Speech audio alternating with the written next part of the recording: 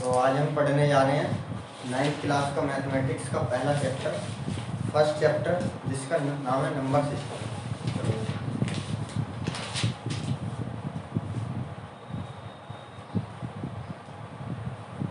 Number system, ठीक है। तो नंबर सिस्टम बताओ क्या है नंबर सिस्टम, ठीक है। तो नंबर सिस्टम, तो नंबर का बहुत सारा एक सिस्टम है, बहुत सारे नंबर है ना। उन नंबर को हमने कैटेगराइज करा, क्या किया? कैटेगराइज, तो उसी को एक सिस्टम बोल दिया, है ना। तो एक नंबर सिस्टम से पहले मैं तुम्हें एक चीज़ बताऊँ, नंबर और डिजिट के बारे में।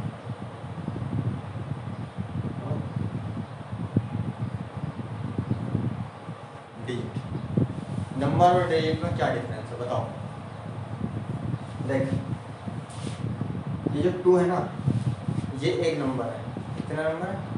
एक नंबर है। और इस नंबर के अंदर डिजिट कितनी है? 2। इस नंबर के अंदर डिजिट कितनी है? 2। एक ही डिजिट है इसके अंदर, ये 2 भी डिजिट है। अच्छा, जो नंबर है ना, वो नंबर कुछ भी हो सकता है, लेकिन डिजिट केवल और केवल 10 है। कौन कौन से डिजिट्स आएंगे? 0, 1, 2, 3, 4, 5, 6, 7, 8, 9 और 10। 10 कहाँ से आ जाएगा बेवकूफ? 1 और 0 ना। तो 0 से लेकर 9 तक ये सारी की सारी डिजिट्स हैं। क्या है? डिजिट्स। अब इन डिजिट्स से ही बनेगा नंबर। क्या बनेगा? नंबर। जैसे कि मैं एक नंबर बनाने की कोशिश करता हूँ, 23। चलो 29 बना, है ना।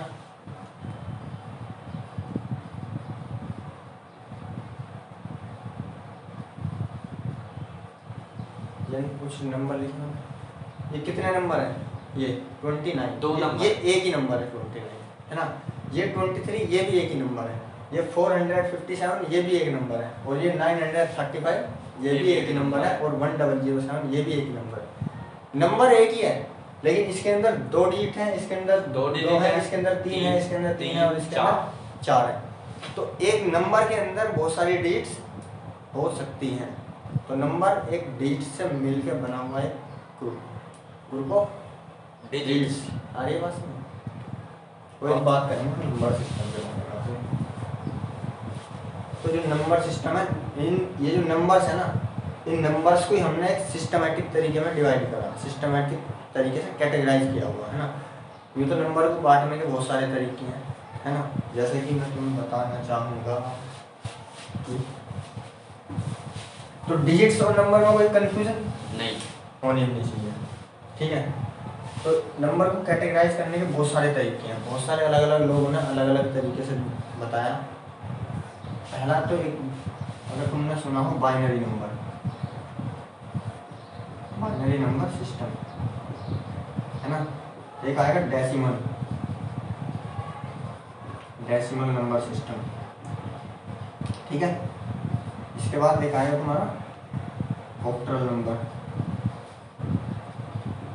सिस्टम, है ना। अच्छा, ये आना ऑक्टल पहले चाहिए, तो डेसिमल बाद।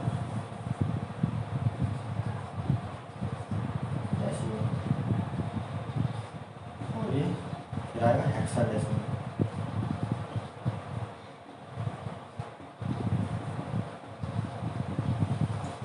ठीक है।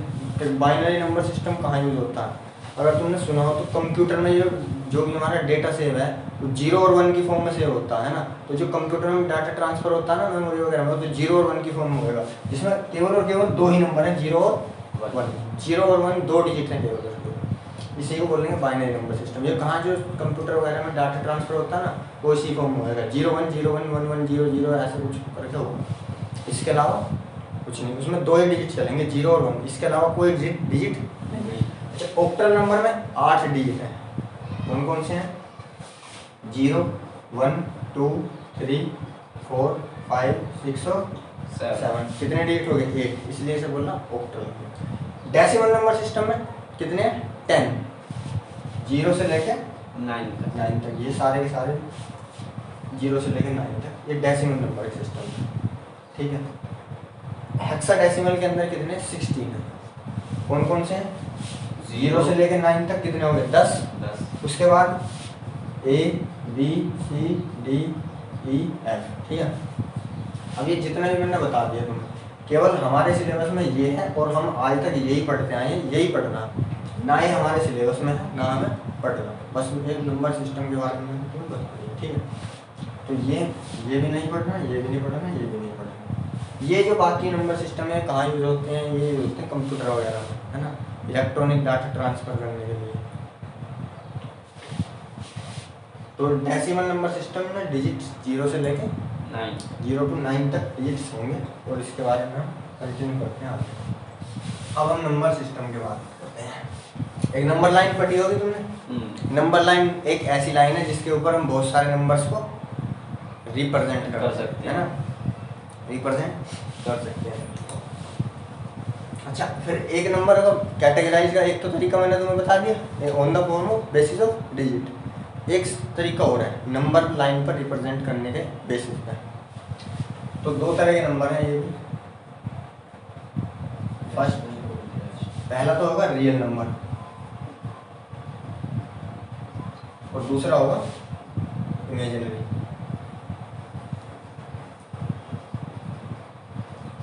ठीक है, तो रियल नंबर कौन से हैं और इमेजिनरी कौन से हैं? वे सारे के सारे number, all the number which can be represented on a number line are called real number. जो नंबर नंबर लाइन पर रिप्रेजेंट किए जा सकते हैं वे सारे के सारे रियल नंबर हैं। जो नंबर नंबर लाइन पर रिप्रेजेंट नहीं किया जा सकते, the number that can not be represented on a number line are called imaginary number. For example 2 है ना, -2, 1.4789 ये भी नंबर लाइन पर रिप्रेजेंट किया जा सकता है। √5 भी नंबर लाइन पर रिप्रेजेंट किया जा सकता है ना। और ये इमेजिनरी नंबर, ये भी अपने सिलेबस में नहीं है, ये भी जस्ट फॉर तुम्हें आइडिया के लिए पढ़ना है।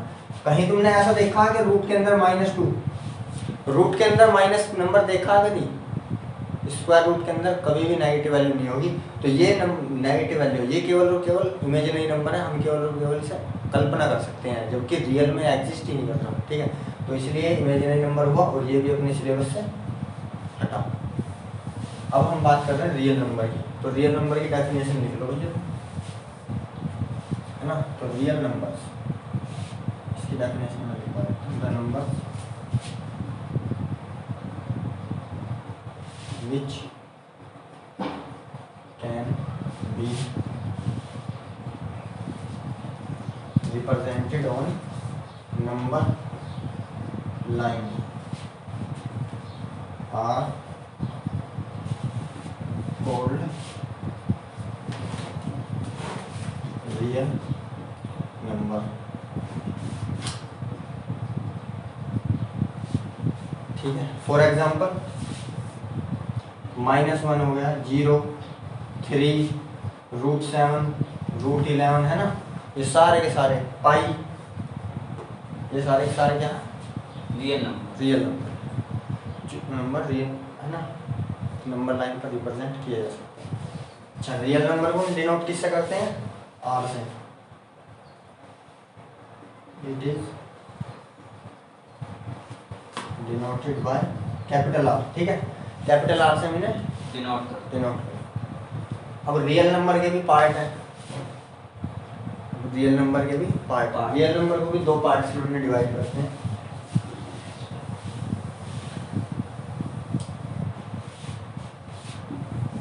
रियल नंबर को डिवाइड करा हमने दो पार्ट। फर्स्ट दो पार्ट है, फर्स्ट पार्ट है इसका रेशनल नंबर,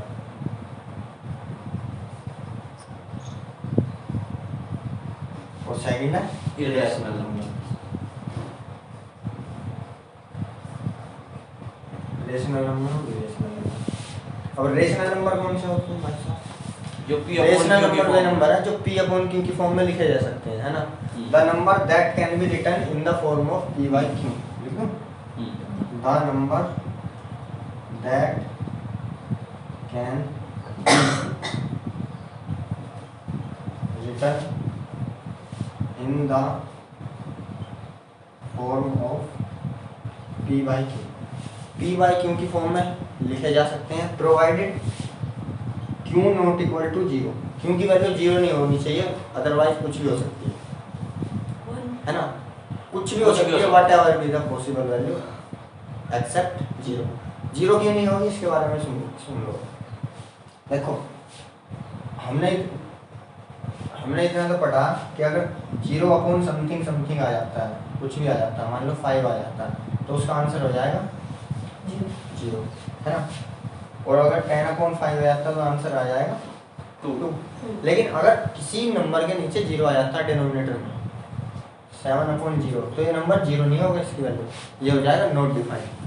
तो एक ऐसा नंबर जिसे हम डिफाइन ही नहीं कर सकते तो उसे कैसे कह सकते हैं ये रियल नंबर? कह सकते हैं? नहीं कह सकते हैं, मुझे रियल नंबर है। इसके एग्जाम्पल लिख लेते हैं। 3, क्योंकि जिसके नीचे कुछ नहीं है उसके नीचे क्या है हमेशा 1 है ना। 5 अपॉन 7 भी हो सकता है, -2 अपॉन 3 भी हो सकता है ना।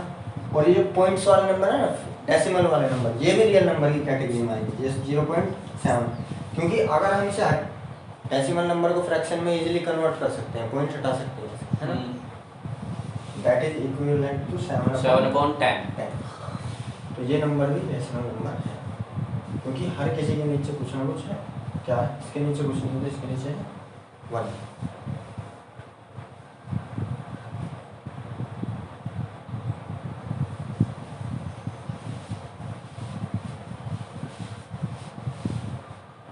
इरेशनल नंबर देखो, इरेशनल नंबर कौन से नंबर है? इरेशनल नंबर वे नंबर हैं जो p अपॉन q की फॉर्म में नहीं लिखे जा सकते। तो द नंबर दैट कैन की जगह लिख दो can not be written in the form of p by q।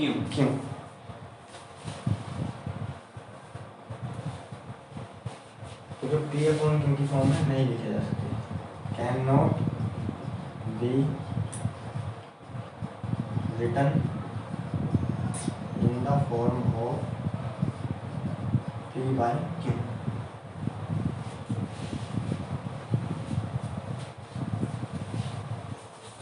ठीक है, इसके एग्जांपल देखो। रूट टू इसी का एग्जांपल है ना। √3, √5, पाई भी एक इरेशनल नंबर है। जो पाई की वैल्यू लेते हैं ना हम 22/7, वो 22/7 पाई की एग्जैक्ट वैल्यू नहीं है, पाई की अप्रोक्सीमेट वैल्यू लेते हैं। जबकि पाई जो है ना, एक सर्कल की जो सर्कमफेरेंस है और उसका जो डायमीटर है उसका रेशियो है, यानी सर्कमफेरेंस अपॉन में डायमीटर का रेशियो है पाई। और जो पाई की वैल्यू लिखते हैं ना 3.14, जो क्वेश्चन वाले में लिखी है हमने, सरफेस एरिया वाले में, कभी कभी यूज करा 22/7, तो पाई की एग्जैक्ट वैल्यू नहीं है। ठीक है, अब मैं तुम्हें बता रहा हूँ कि √2 जो है, √2 है वो इरेशनल नंबर क्यों है। भाई अगर कभी कभी तुमने देखा हो बुक्स में, कहीं कहीं तुम्हें लिखा मिलेगा कि यूज़ करो √2 की वैल्यू 1.414, है ना। तो अगर √2 की वैल्यू ये 1.14 है तो ये तो इसे तो हम पी वाई क्यू की फॉर्म में लिख सकते हैं कि डेसिमल हटा दो इसका तो आ जाएगा 1414/1000। लेकिन ये जो है ना, ये एग्जैक्ट वैल्यू नहीं है। जब हम इसका स्क्वायर रूट निकालने जाएंगे तो ये जो डेसिमल के बाद डिजिट्स है ना, ये चलते जाएंगे और इन्फिनिट तक चलते जाएंगे। जब ये इनफाइनाइट तक चलते जाएंगे तो हमें ये नहीं पता कि डेसिमल के बाद कितने डिजिट हैं। तो जब हमें यही नहीं पता डेसिमल के बाद कितने डिजिट्स हैं, तो हम कितने जीरो लगाएंगे नीचे 1 के बाद, है ना। तो अननोन हो जाएगा। तो इसीलिए ये क्या है, irrational number. Any doubt? Copy करो बहुत जल्दी।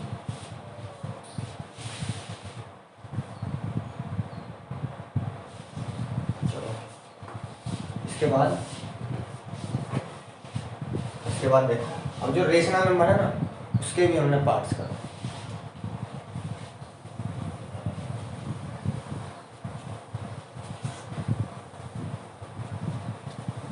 तो रियल नंबर को हमने 2 पार्ट में डिवाइड करा, रेशनल प्लस इरेशनल। ठीक है, और जो रेशनल नंबर है उन्हें डिनोट करते हैं ज़्यादातर क्यों से। ठीक है, अब देखो भाई साहब, ये नंबर भाई, चलो इसमें बात कर लेते हैं इंटीजर्स की।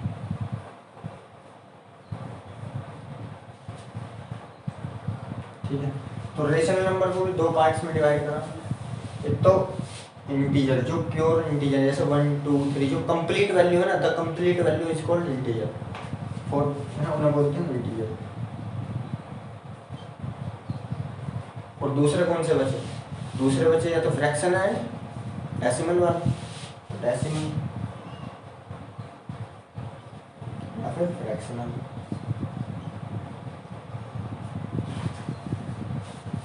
ठीक है भाई साहब। इंटीजर जैसे कि -10 हो गया है ना, 0 हो गया, 1 हो गया, 2 हो गया, 3, ये इसके एग्जाम्पल है। और डेसिमल वाले में तो तुम समझदार हो, तो 3.1, 0.004 है ना, 3.141, these are decimal. And fraction वाले भी इसी के अंदर आएंगे, 5/7 है ना, 9/10 और बहुत सारे मैनी मोर्स। ठीक है भाई। तो सबसे पहले बात करी हमने रियल नंबर्स की, है ना। तो रियल नंबर्स के दो पार्ट बनाए, कौन कौन से? एक तो रेशनल एंड सेकंड इरेशनल। फिर रेशनल के भी हमने दो पार्ट्स बना दिए, एक इंटीजर और दूसरा फ्रैक्शन, फ्रैक्शन या फिर डेसिमल। ठीक है। अब बात करते हैं इंटीजर्स के बारे में।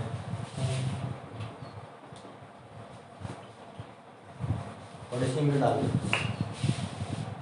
तो इंटीजर्स। अच्छा, जो हम इंटीजर्स को डिनोट करते हैं, इंटीजर्स को डिनोट करते हैं जेड से। किससे? जेड, या फिर कभी कभी तुम्हें आई भी दिखाई देगा, आई फॉर इंटीजर, और जेड का मतलब इंटीजर। ठीक है। इंटीजर्स, अब इंटीजर्स को देखो, ये है हमारी नंबर लाइन, बिल्कुल बीच में क्या है? 0। 0 के राइट में 1 2 3 4 5 6 और ऐसे इन्फिनिटी तक चलता जाएगा। इधर लिख दिया प्लस। ठीक है। 0 के लेफ्ट वाले नंबर सारे के सारे नेगेटिव, तो -1 -2 -3 -4 और ये इधर चलता जाएगा, इधर माइनस इन्फिनिटी है। ठीक है। अब ये जो 1 और 2 है, इसके बीच में भी बहुत सारे नंबर्स होंगे। 1 और 2 के बीच में भी बहुत सारे नंबर्स होंगे। 1.1 1.001 1.00001 होएगा, है ना। तो वे नंबर्स तो सारे के सारे आ जाएंगे फ्रैक्शनल या फिर डेसिमल। उनकी बात नहीं कर रहे, अभी हम इंटीजर्स की बात कर रहे हैं। ठीक है। देखो, ये जितने भी प्लस वाले नंबर हैं, जितने भी प्लस वाले नंबर हैं, इन सभी को हम बोलते हैं पॉजिटिव इंटीजर।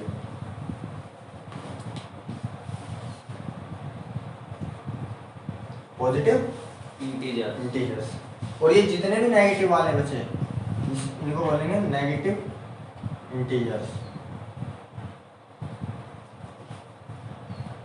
ठीक है। जो पॉजिटिव इंटीजर है उसे हम डिनोट करेंगे जेड प्लस या फिर आई प्लस। ठीक है। जो नेगेटिव वाले हैं उन्हें डिनोट करेंगे हम जेड माइनस या फिर आई नेगेटिव, आई माइनस। ठीक है। कोई दिक्कत इसी प्रकार की? अच्छा, 0 को ध्यान से देखो, 0 पे तुम्हें कैसा साइन दिखाई दे रहा, पॉजिटिव और नेगेटिव? 0 का दोनों साइन है। 0 का ना तो पॉजिटिव है ना ही नेगेटिव है, तो इसलिए न्यूट्रल है, और इसीलिए इसको हम 0 इंटीजर नाम देंगे, ZERO इंटीजर। ठीक है। तो 0 ना ही पॉजिटिव है ना ही नेगेटिव है, तो 0 कैसा आ जाएगा? 0। अच्छा, अगर मैं तुमसे पूछूं पॉजिटिव इंटीजर्स बताओ मुझे, तो कौन कौन से बताओगे? 1 2 3 4 1 0 से 4 5 6 नहीं, 0 से लेकर नहीं, 0 से इधर। हाँ, 0 से लेफ्ट, 1 2 3 4 5 6 और इन्फिनिटी तक। ठीक है। अगर मैं तुमसे पूछता हूँ नेगेटिव इंटीजर्स बताओ मुझे, 0 से कौन से इंटीजर? नेगेटिव। तो नेगेटिव इंटीजर क्या बताओगे तुम? -1 -2 -3 -4, ये सारे के सारे नेगेटिव इंटीजर्स। अगर मैं तुमसे पूछता हूँ कि 0 इंटीजर बताओ मुझे, तो 0 इंटीजर क्या है? 0। ठीक है। अब ध्यान से सुनो मेरा क्वेश्चन। मेरा क्वेश्चन ये है, मुझे नॉन नेगेटिव इंटीजर्स बताओ, non negative integers, non negative integers. 1 2 3 4 5 6।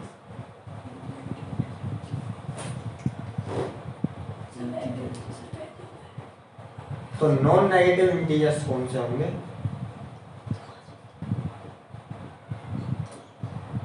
Non negative integers भैया ये होंगे 1 2 3 4 5 6। देखो ये सारे पॉजिटिव, ये जीरो, ये नेगेटिव। मैंने पूछा नॉन नेगेटिव, नेगेटिव वालों को छोड़ दो बाकी सारे के सारे। तो नेगेटिव वालों को छोड़ो बाकी सारे के सारे, जिसके अंदर जीरो भी इंक्लूड होगा, जीरो प्लस पॉजिटिव इंटीजर। तो इसके अंदर आएगा जीरो प्लस पॉजिटिव इंटीजर, ठीक है, या फिर जीरो प्लस आई प्लस पॉजिटिव, ठीक है। अगर हम पूछूं non negative integer, non positive, यानी पॉजिटिव वालों को छोड़ो बाकी जीरो प्लस नेगेटिव, ये जीरो प्लस नेगेटिव इंटीजर, इसके अंदर ये भी आ जाएंगे, ठीक है। फिर हमने इंटीजर्स को भी 3 कैटेगरी में डिवाइड करा, पॉजिटिव, जीरो और नेगेटिव।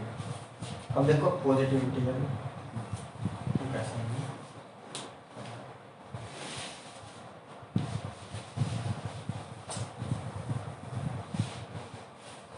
देखो जो हमारे नंबर्स हैं, स्पेशली डिजिट्स 0 1 2 3 5 6 है ना, 7 8 9 10, ये सारे के सारे हमें नंबर कहाँ से मिले हैं? नेचर से मिले हैं। ये नंबर सारे के सारे कहाँ से मिले हैं? नेचर से मिले हैं। क्या जीरो हमें नेचर से मिला? नहीं, जीरो हमने खुद बना, डिस्कवर किया, खुद बनाया नहीं है, डिस्कवर किया। जीरो हमने डिस्कवर किया। तो जितने भी हमें नंबर नेचर से मिले हैं, उन्हीं नंबर्स को बोला हमने नेचुरल नंबर्स, है ना, यानी कि नेचुरल नंबर, नेचुरल नंबर्स। तो नेचुरल नंबर्स के अंदर कौन कौन से आएंगे? 1 2 3 4 5 6 इंफिनिटी तक चलते जाएंगे। जीरो हमने डिस्कवर किया। अच्छा, अगर इन नेचुरल नंबर्स के साथ मैं जीरो को मिक्स कर देता हूँ, नेचुरल नंबर के साथ जीरो को मिक्स कर देता हूँ, तो ये बन जाएंगे होल नंबर्स। जो नेचुरल नंबर है उसे डिनोट करेंगे हम कैपिटल एन से, और ये बन जाएंगे होल नंबर। होल नंबर में कौन कौन से आएंगे? जिसे हम डिनोट करेंगे कैपिटल डब्ल्यू से। तो होल नंबर्स के अंदर आएंगे जीरो प्लस नेचुरल नंबर कह सकते हैं, यानी कि 0 1 2 3 4 और ऐसे चलते जाएंगे इनफाइनाइट। ये पॉजिटिव इंटीजर के पार्ट है, ये पॉजिटिव इंटीजर के ही पार्ट है। पॉजिटिव भी नहीं कह सकते, हम कह सकते हैं नॉन नेगेटिव, क्योंकि जीरो इंक्लूड कर देंगे, यानी कि non negative integer, non negative integers. अब मैं पूरे पढ़ाए हुए को समराइज कर रहा हूँ, ठीक है।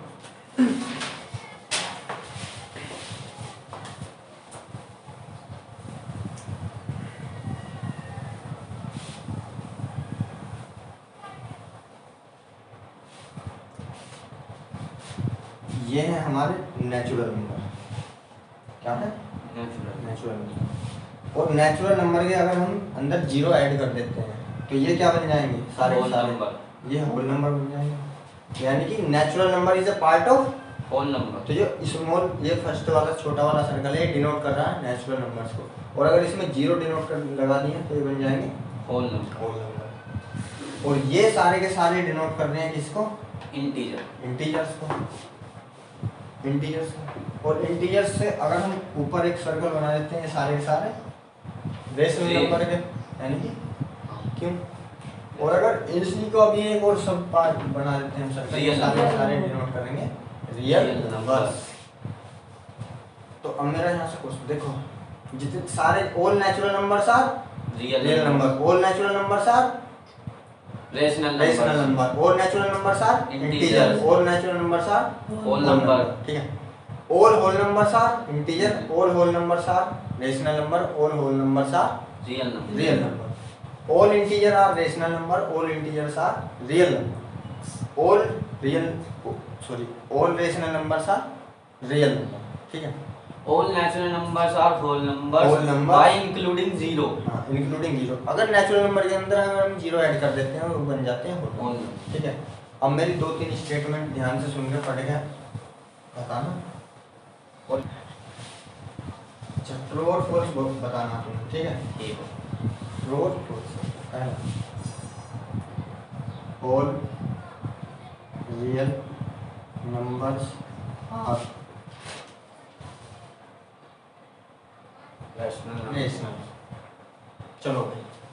Start. All real number are rational number, सारे के सारे रियल नंबर रेशनल नंबर हैं, ट्रू और फॉल्स? ट्रू। True. सारे के सारे रियल नंबर रेशनल नंबर हैं। है। नहीं है।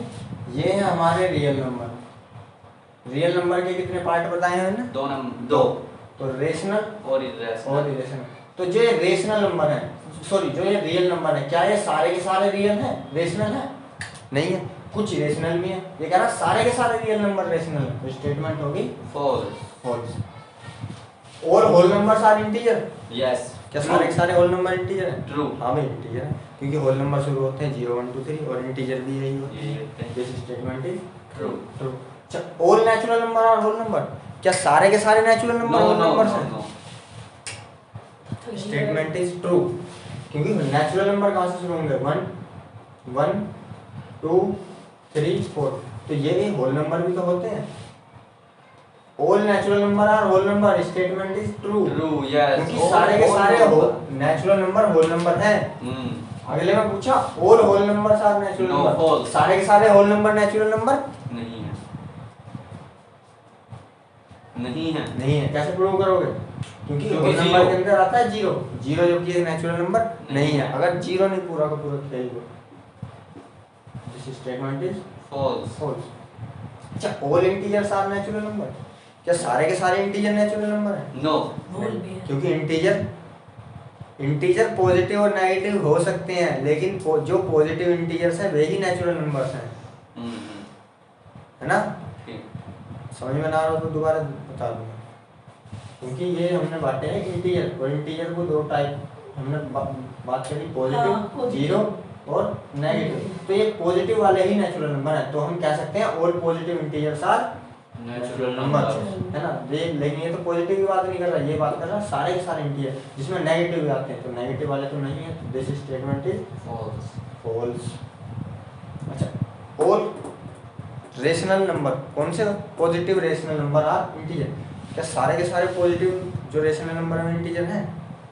सारे के सारे हैं। नेगेटिव तो आएंगे। नेगेटिव नहीं है। तो जितने पॉजिटिव रेशनल नंबर हैं वे इंटीजर हैं या नहीं है? हैं भैया वो पॉजिटिव। इंटीजर्स नहीं है, स्टेटमेंट इज फॉल्स। देखो क्यों? क्योंकि रेशनल नंबर और कौन से नंबर है जो पी अपॉन क्यू की फॉर्म में लिखे जा सकते हैं, लिखे जाने के लिए तो ये भी पी अपॉन क्यू की फॉर्म में। क्या इंटीजर है?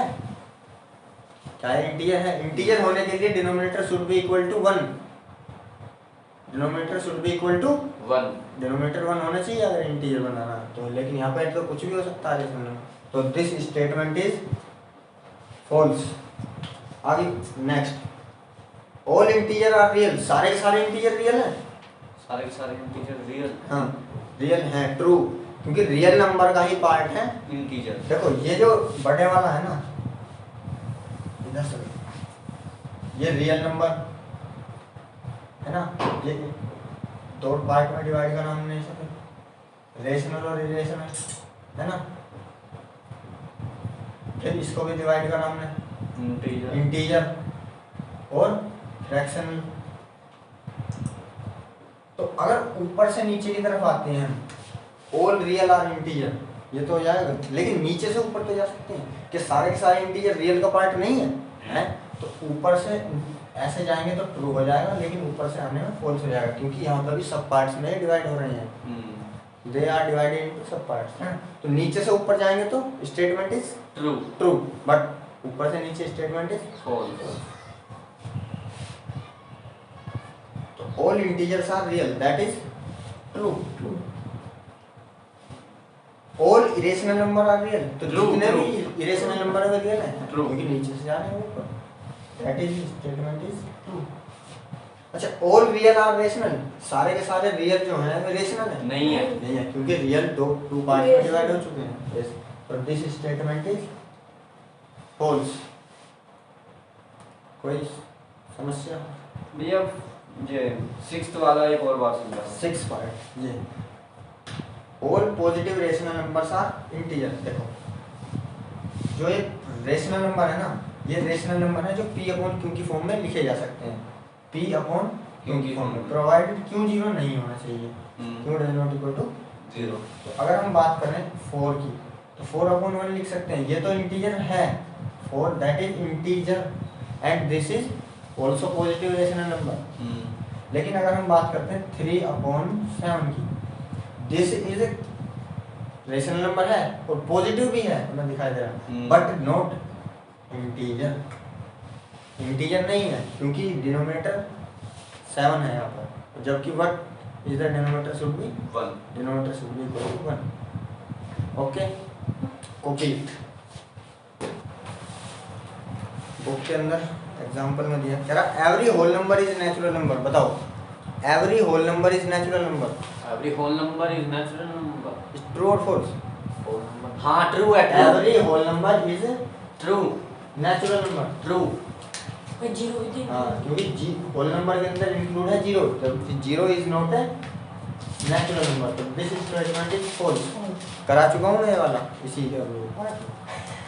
एवरी इंटीजर इज रेशनल हाँ नंबर। यार मैं इनको कंफ्यूज हो रहा हूँ। नेक्स्ट है every integer is rational number. क्या एवरी इंटीजर? हाँ भैया है, एवरी इंटीजर क्योंकि इंटीजर रेशनल नंबर का पार्ट है। हाँ, क्योंकि integer is a part of rational number, that is true. True. Next every rational number is integer. Every rational number is integer नहीं, हर एक रेशनल नंबर इंटीजर है? No, क्योंकि नहीं। रेशनल नंबर दो क्योंकि पार्ट में। रेशनल नंबर भी दो पार्ट में डिवाइड कर दिया हमने, इंटीजर प्लस फ्रैक्शनल। फ्रैक्शनल। तो this statement is false. Every rational number integer, this statement is false. ठीक है, थोड़ा सा रेशनल नंबर के बारे में बात करें।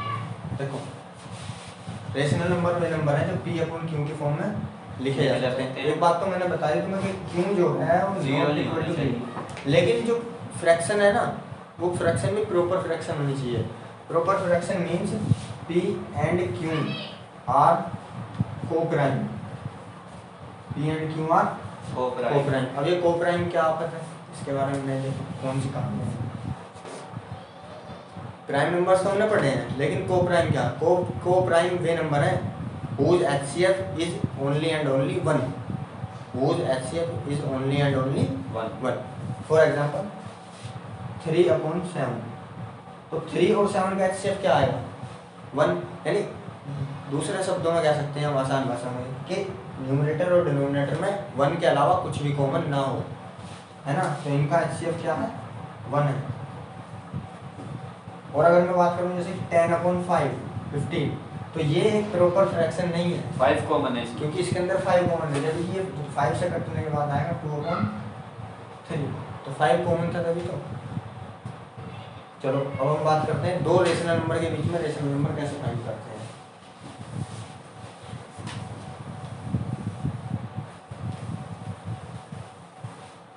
देखो, मेरे पास 10 है और 12 है। मैं कह रहा हूँ इसके बीच में एक रेशनल नंबर फाइंड करके दिखाऊंगा। एक रेशनल नंबर फाइंड करके दिखाऊँ 10 और 12 के बीच में। भाई 10 और 12 के बीच में इनफाइनाइट रेशनल नंबर हो सकते हैं। कितने रेशनल नंबर हो सकते हैं? इनफाइनाइट। क्योंकि अगर हम इसे नंबर लाइन पर डिनोट करने की कोशिश करें रिप्रेजेंट, तो ऐसे आएगा। यहाँ कहीं पर 0 मान लिया हमने और इधर 10 मान लिया और इधर 12। बीच में कहीं ना कहीं 11 भी आएगा। 11 से पहले ये भी आएगा 10.9। इससे पहले कहीं ना कहीं ये भी आएगा कि 10.009 भी आएगा, है ना? तो इनके बीच में infinite numbers of rational number हो सकते हैं, इनफाइनाइट, है ना? लेकिन मैं कह रहा हूँ फिलहाल मुझे एक पता करके बताओ। कितने पता करो? एक। तो उसका तरीका क्या है? उसका तरीका देखो ये है, दोनों को जोड़ दो और 2 से डिवाइड कर दो। कितना आएगा जोड़ने पर? 12 तो 22। 22/2 दैट इज 11। तो एक नंबर 11 इनके बीच का मुझे मिल चुका है। और 10 और 11 को पूछा। अभी बता रहा हूँ। देखो, अगर हमसे पूछता है कि 10 और 12 के बीच 3 रेशनल नंबर फाइंड करो, कितने रेशनल नंबर फाइंड करो? 3। तो उसका तरीका क्या है? देखो, एक बार तो इन दोनों को जोड़ लो। 10 + 12/2 दैट इज 22/11। है ना? तो 11 यहाँ पर आया, लेट्स सपोज 11 यहाँ पर आया। अब एक नंबर तो मिला, अभी कितने और? तो 3 नंबर्स फाइंड करने हैं। 3 नंबर्स 2 और बिटवीन 10 and 12, है ना? दो एक तरीका तो यह है अब इन दोनों को जोड़ कर इन दोनों के बीच का एक रेशनल नंबर यहाँ फाइंड कर लो और एक इन दोनों का यहाँ पर एक फाइंड कर लो। तो इन दोनों का यहाँ पर कैसे निकलेगा देखो 10 + 11 अपॉन 2 दैट इज 21/2 यानी कि 10.5। तो यहाँ पर कहीं ना कहीं 10.5 हमें मिल जाएगा। एक यहाँ पर देख लो 11 + 12/2 23/2 दैट इज 11.5 है ना। यहाँ पर 11.5 तो ये तो हुआ हमारा ट्रेडिशनल तरीका। और अगर इसमें कहते हैं हमसे 20 नंबर फाइंड करो तो क्या हम जोड़ने का लिखना है नहीं भाई, पहले दो नंबर के बीच का एक मीन निकालना हमने, मीन ही असल में एवरेज, फिर उन दोनों के बीच का एक एवरेज निकाला, फिर इधर लेफ्ट और राइट फिर एवरेज निकाला। अगर इनसे फिर से कह दे तो फिर एक यहाँ पे एवरेज निकाल लो, एक यहाँ पे निकाल लो, एक इन दोनों के बीच यहाँ निकाल लो, सॉरी इन दोनों के बीच, और फिर एक इन दोनों के बीच यहाँ पे निकाल लो, है ना। लेकिन हमें ये नहीं करना, एक तरीका और है अभी समझाया जाएगा। बहुत ही आसान तरीका, वेरी वेरी इजी है। ये तो है प्रॉपर इंटीजर। अगर ये फ्रैक्शन में आ जाए तो एलसीएम लेने में, जोड़ने में, काटने में बहुत दिक्कत होगी, डिवाइड करने में। देखो 3 और 7 के बीच में मैं लिखता हूँ find 7 rational numbers between 3 and 7। 3 और 7 के बीच में रेशनल नंबर फाइंड करने हैं 7। अब 3 और 7 के बीच में इनफाइनाइट रेशनल नंबर हो सकते हैं। कितने? इनफाइनाइट रेशनल नंबर हो सकते हैं। अब उनमें से तुम कोई से भी लिखो 7 7, लेकिन हमें नहीं पता कहाँ से लिखूँ। तो इसका तरीका ये है कि जितने तुमसे रेशनल नंबर पूछे, जितने तुमसे रेशनल नंबर उससे एक ज़्यादा, उससे एक ज़्यादा। तो 7 + 1 कितना आएगा? 8। इस नंबर को 8 से डिवाइड करो, 8 से मल्टीप्लाई करो, इस नंबर को 8 से डिवाइड करो, 8 से मल्टीप्लाई करो, तो कितना आएगा? 24। ये आ जाएगा, ये 3 आएगा। दिस इज 3 तो है ही पहले से, उसमें मल्टीप्लाई डिवाइड करा 24/8 और फिर 3 तो आएगा कट के 56/8, काटना नहीं है ना हमें। अच्छा, तो देखो क्या क्या हो सकते हैं इनके बीच। 25/8 इससे बड़ा नंबर है इसे। 26/8 27 कितने भी ले लो अब तो 29 30 31 32 56 तक कितने भी ले लो। 31 1 2 3 4 5 6 7 हो गए, और कितने भी ले सकते हैं यहाँ पर। तो ये बेस्ट तरीका है निकालने का।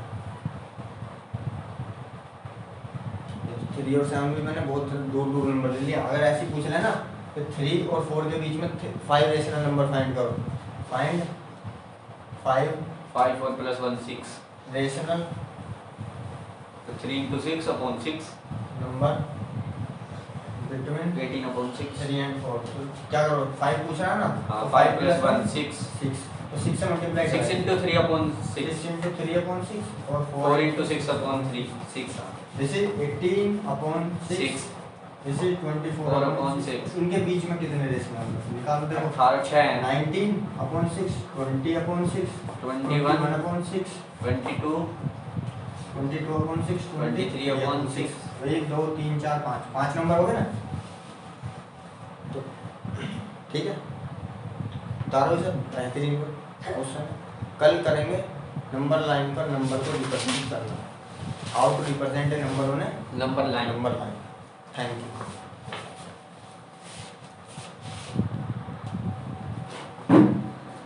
तो कल करेंगे इसका नेक्स्ट पार्ट। तब तक के लिए आपका बहुत बहुत धन्यवाद देखने के लिए। Thank you.